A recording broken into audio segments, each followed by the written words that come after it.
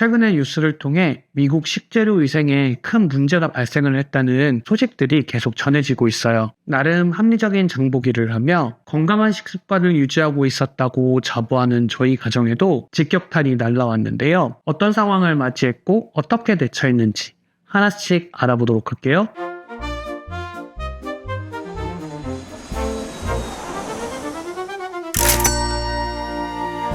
안녕하세요. 와이프 따라 미국 온 남편 제이콥 Y입니다. 어느덧 미국에 온 지도 4년이 지났고 그동안 아내의 박사 공부와 중학생 딸의 양육을 위해 최선을 다해왔어요. 그 중에서도 온 가족 먹거리에 대한 저의 노력과 고민은 늘 1순위였는데요.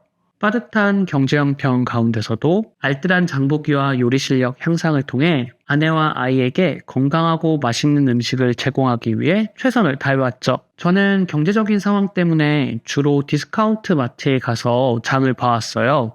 미국에서 합리적인 장보기를 위해선 두 가지 옵션이 있는데 하나는 코스트코와 같은 회원제 대형마트에 가서 대용량으로 구매를 해서 단가를 낮추는 방법이고 다른 하나는 알디와 같은 디스카운트 마트에 가서 애초에 단가가 낮은 PB 상품 위주로 장을 보는 방법이에요. 그런데 코스트코는 단가도 더 낮고 품질도 좋지만 상대적으로 집에 보관할 대용량 냉장고나 스토리지가 필수거든요. 저희 집처럼 창고나 차고도 없고 스토리지가 없으면 오히려 불편하기만 해요. 그러다 보니 적은 단위로 저렴하게 구매할 수 있는 알디와 같은 디스카운트 매장에서 중점적으로 장을 봐오고 디스카운트 마트에 없는 물건들을 다른 매장에 방문해서 구매하는 식으로 장을 봐왔죠. 제 나름대로는 다른 사람들이 범접하지 못할 정도로 굉장히 합리적으로 장을 봐왔다 자부했죠. 이 뉴스를 직접 듣기 전까지는 말이에요.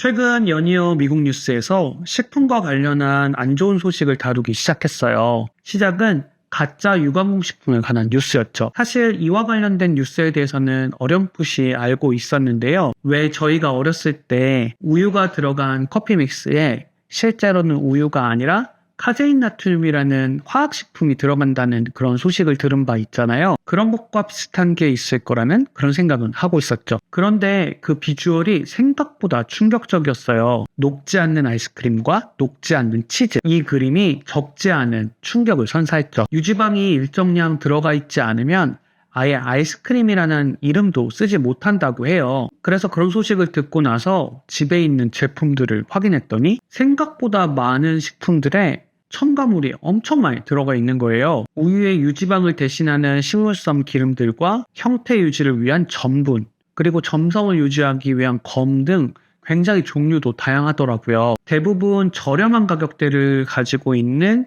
제품들에서 이런 성분들을 확인할 수가 있었어요. 결국 마지막에 제 눈으로 직접 녹지 않는 아이스크림을 확인하기까지 했죠. 그 다음으로 최근에 뉴스를 뒤덮은 건 바로 샐러드 채소 기생충 뉴스예요. 식자재 대기업에서 대량으로 생산하고 세척한 포장 샐러드 채소에서 기생충과 대장균 오염 문제로 계속 리콜되고 있다는 소식이었죠. 배탈로 인한 환자들도 제가 사는 주를 비롯해서 수십 개 주에서 확산되고 있다고 해요. 포장 샐러드 채소는 저희 집에서도 굉장히 자주 구매하는 제품 중에 하나인데요. 애초에 미국에서 이 채소는 그냥 파는 경우가 거의 없고 먹기 편하게 샐러드 포장으로 많이 포장돼서 판매를 하거든요. 물론 세척이 되어 있다고는 해도 저는 따로 씻어서 먹기는 했지만 딸아이가 양상추 같은 경우는 비교적 거부감 없이 잘 먹기도 하는 채소 중에 하나여서 매주 잊지 않고 구매를 했었는데 이런 채소들에 대해서도 경각심을 가지게 됐어요. 저의 경제적인 장보기 전략은 가격은 저렴하더라도 가공식품과 원무 식자재를 적절하게 조합한 건강한 전략이라고 생각을 했는데 저의 착각이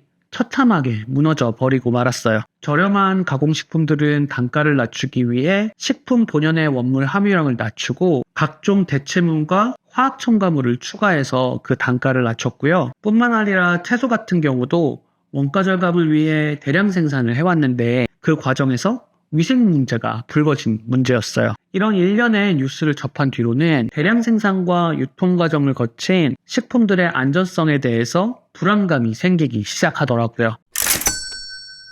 이 소식을 들은 뒤로는 가족의 건강과 안전을 책임지는 주부와 남편으로서 변화가 필요하겠다는 결단을 하게 됐죠. 그래서 최근 식재료 위생과 안전 문제에 대응하기 위해 우리 집 장보기 전략을 바꾸고 식습관도 개선하기로 했어요. 제일 먼저 변화를 준 것은 장을 볼 때 디스카운트 마트 위주로 가던 습관을 버리고 원물 식재료 비중이 높은 마트로 갈아타는 거였어요. 아무래도 디스카운트 마트 위주로 장을 보다 보면 현저하게 저렴한 가공식품의 유혹에서 벗어나기가 쉽지 않거든요. 포장되어 있는 채소들에게도 손이 더 가기 마련이고 말이에요. 이런 유혹을 원천적으로 차단하기 위해서라도 마트부터 바꾸기로 했죠. 두 번째는 주로 먹는 채소를 바꾸는 방법이었어요. 저희 집은 양배추, 양상추, 그리고 시금치와 같은 잎채소를 많이 먹는 편이었는데요. 제가 채소를 잘 안 먹는 편식을 하기도 하고 그나마 아이나 저나 부담 없이 먹을 수 있는 채소가 잎채소이기 때문이었어요. 하지만 잎채소들은 아무래도 세척에서 계속 문제가 생기기 마련이거든요. 그래서 이런 잎채소 대신에 호박이나 당근,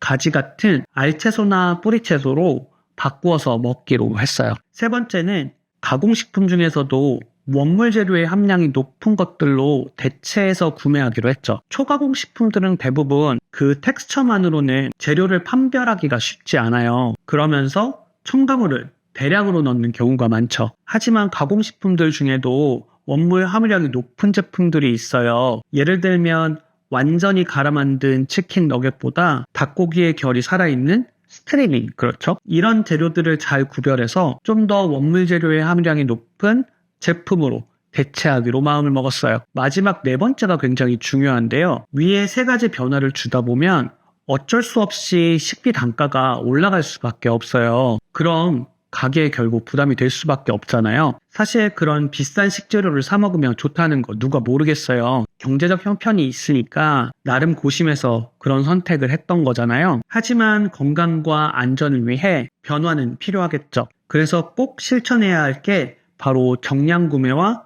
100% 잔반 제로예요. 제가 더 신경 써서 꼭 필요한 양만 장을 보고 사온 식재료는 버리는 것 없이 알뜰하게 식단을 준비하는 거죠. 식재료 단가는 올라가겠지만 치밀한 계산을 통해 콤팩트하고 안전한 식탁을 만들어가는 거예요.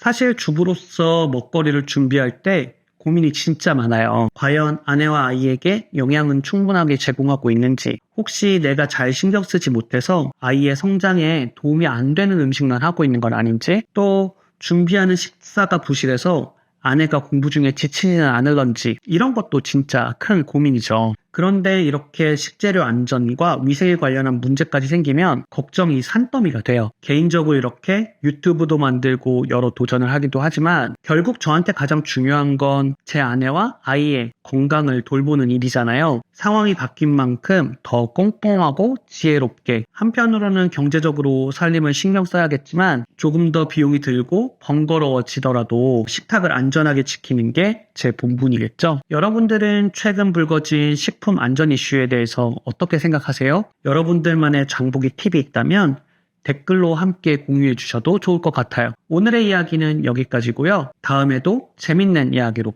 다시 돌아올게요. 구독과 좋아요 잊지 마시고 그럼 다음 시간에 만나요. 안녕.